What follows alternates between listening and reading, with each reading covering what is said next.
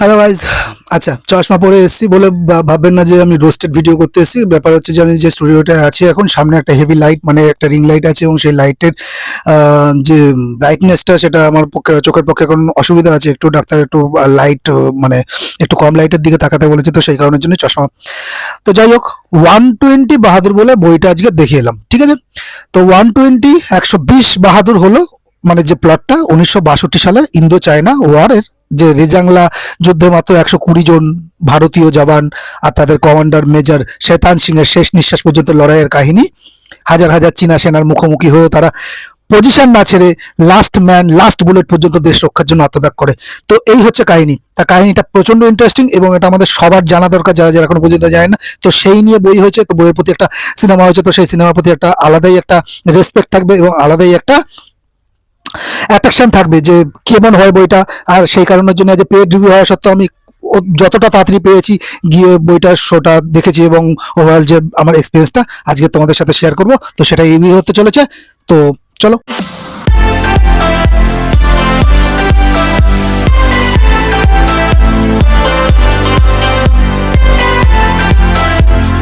আচ্ছা, সত্যি কথা বলতে 120 বাহাদুর দেখে বেরিয়ে একটা জিনিস পরিষ্কার, আসল বাহাদুর তো আমরা, যারা পুরো মুভিটা শেষ পর্যন্ত দেখে এসেছি। আজকের এই ভিডিওতে আমি একদম অনেস্টলি বলবো কেন আমার কাছে 120 বাহাদুর মুভিটা একটা বিশাল ডিসঅ্যাপয়েন্টমেন্ট লাগলো। হাই, আমি যিশু আর তোমরা দেখছো চলো রিভিউ করে আমার চ্যানেল।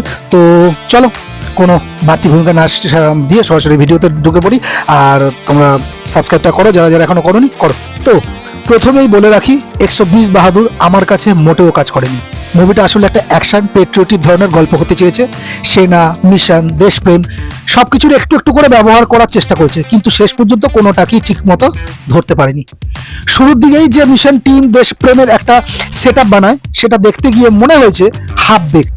মানে আইডিয়াটা আছে কিন্তু প্রপারলি রান্না করাটা হয়নি। ফার্স্ট হাফ তো অত্যন্ত ঢিলে এবং অত্যন্ত বোর করে। জানি না কেন এত সময় নিয়েছে ফার্স্ট হাফে বিল্ড আপ আর খালি বিল্ড আপ দিয়ে সেকেন্ড হাফে গিয়ে ওয়ার শুরু হয়। সেকেন্ড হাফ থেকে স্টোরি প্লট, মানে যে প্লট নিয়ে এই বইটা, সেকেন্ড হাফ থেকে সেই প্লট শুরু হয়। এই মুভিটা সবচেয়ে বড় সমস্যা হচ্ছে স্ক্রিপ্ট। কোনো সলিড বিল্ড আপ নেই, চরিত্রগুলো কেন কি করছে সেই মোটিভেশন ক্লিয়ার না।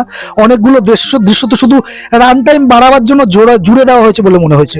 অনেক ডায়লগ এত ওভার ড্রামাটিক যে ইমোশনাল হওয়ার বদলে উল্টো মানে ক্রিঞ্জ ফিল করি আমরা। একটা অ্যাকশন মিশন বেস সিনেমায় ন্যাচারালি টেনশন থাকবে, মিশন সফল হবে তো, কে বাঁচবে কে মরবে, এই ধরনের প্রশ্ন মাথা ঘোরা উচিত। কিন্তু এখানে প্রায় কোনো দৃশ্যেই আমি সেই টেনশনটাই ফিল করতে পারিনি।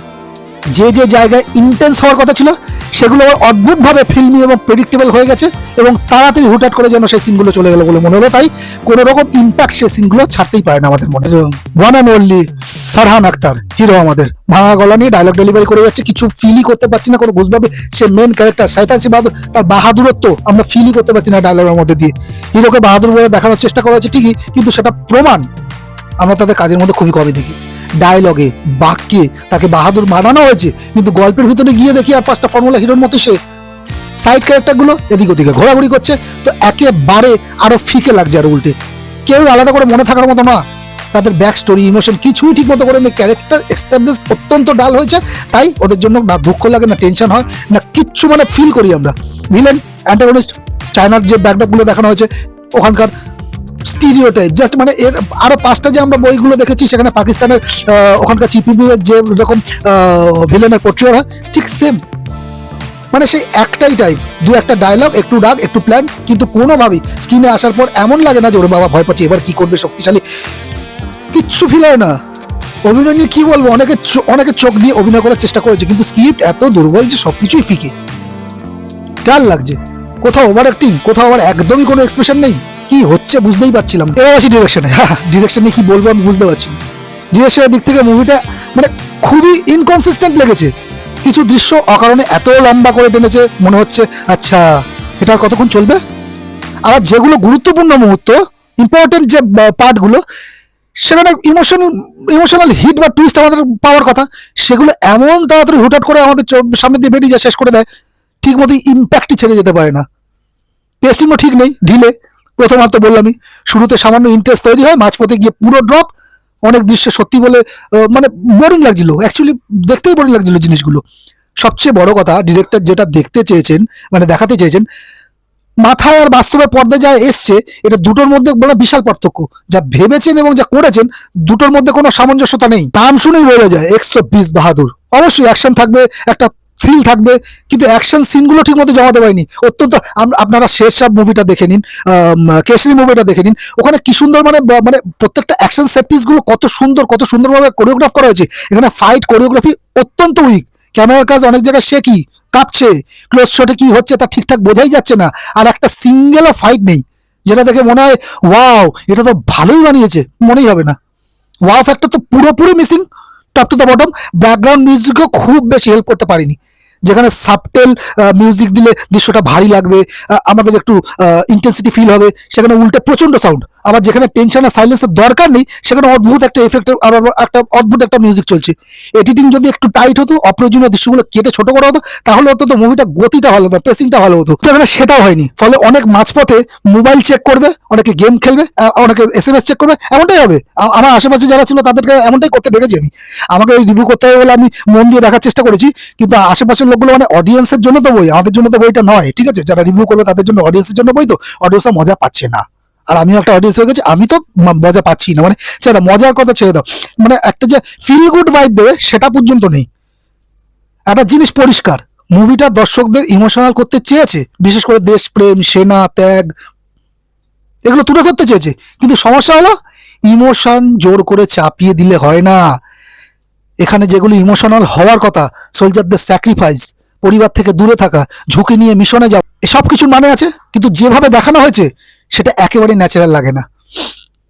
অত্যন্ত ডাল, সাইলেন্ট, সিম্পল কিছু মুহূর্ত চাইলেই খুব ইম্প্যাক্টফুল করা যেত, কিন্তু তার বদলে বেশি বেশি ডায়লগ, বেশি বক্তব্য, বেশি ভাষণ, বেশি নাটকীয়তা, ফলে মানে টাচই করতে পারেনি, আমাদের মন ছুতেই পারিনি। এবার ফাইনাল ভ্যালু দেবো। সব মিলিয়ে আমার ব্যক্তিগত মতামত, আমরা বলছি ব্যক্তিগত মতামত, 120 বাহাদুর একটা মিস অপরচুনিটি। আইডিয়া খারাপ ছিল না, কনসেপ্ট ভালো ছিল, কিন্তু এক্সিকিউশন এতটাই দুর্বল, এতটাই উইক যে শেষ পর্যন্ত সিনেমাটা দাঁড়িয়ে থাকতে পারে না। থিয়েটারে গিয়ে টিকিট কেটে পপকর্ন নিয়ে বসে এই মুভিটা দেখার মতো ভ্যালু ফর মানি আমি পাইনি। হয়তো ভবিষ্যতে OTT-তে চলে আসবে, তখন একবার কম এক্সপেকটেশন নিয়ে দেখবো, আর একবার হয়তো হয়তো কিন্তু এখনকার পরিস্থিতিতে, এখনকার মেন্টালিটিতে আমি যা দেখে এলাম বাড়িতে, থিয়েটারে গিয়ে দেখে আসার মতো মাস্ট ওয়াচ এটা আমার কাছে একদমই মনে হয়নি। তো এখন পালা তোমাদের, ঠিক আছে? এই শুক্রবারে বইটা রিলিজ করবে, ততক্ষণ নালে পেড রিভিউ যদি দেখে কারা কারা এসছো আমাকে জানাও কমেন্টে। এখন তোমাদের পালা, তোমাদের যদি 120 বাহাদুর মুভিটা দেখে থাকো কমেন্টে অবশ্যই লিখে জানাও, আর তোমাদের কাছে কেমন লেগেছে সেটাও আমাকে জানাও। আমার রিভিউয়ের সাথে একমত না পুরো একটা অপোজিট মত সেটা আমাকে জানাও। আমি সত্যি বলছি, তোমাদের মতামত পড়তে আমার খুব ভালো লাগে, অনেক ভালো লাগে। আর যদি এই ভিডিওটা দেখে ভালো লাগে, কাজের মনে হয়, তবে একটা লাইক দিও আর ফ্রেন্ডদের সাথে শেয়ার করো, বিশেষ করে যারা ভাবছো মুভিটা দেখবে কি দেখবে না। এই ছিল আজকের ভিডিও 120 বাহাদুরের উপর আমার সৎ অনেস্ট নেগেটিভ রিভিউ, ঠিক আছে? পজিটিভ তো খুব একটা কিছু বলতে পারলামই না। খুঁজছিলাম, খুঁজতে খুঁজতে টাইম লেগে গেছে, এবং তারপর দেখছিলাম যে না, পজিটিভ দিক পাচ্ছি না, তো অনেকটাই টাইম হয়ে গেছে। আমি বই দেখে বাড়ি আসছি প্রায় 2-2.5 ঘন্টা হয়ে গেছে, তো আমি পজিটিভ দিক সারা রাস্তা তো খুঁজে পাইনি, আর বাড়িতেও এসে আমার মনে হয়নি। তো যা মনে হলো, যা ফিলিংস হলো আমি বললাম। পজিটিভ নিয়ে তো তোমরা মানে বুঝে নাও। আর এরকম আরো honest cinema review, OTT suggestion আর ফিল্ম রিলেটেড কন্টেন্ট পেতে চাইলে চ্যানেলটাকে সাবস্ক্রাইব করে দাও, আর বেল আইকনটা প্রেস করে রেখো, যাতে করে ভিডিও মিস না করো। আর দেখার জন্য ধন্যবাদ। আমি যিশু, দেখা হবে খুব শীঘ্রই নতুন একটা ভিডিওতে। ততক্ষণ পর্যন্ত ভালো থাকো, সেফ থাকো, আর দেখতে থাকো। চলো রিভিউ করি।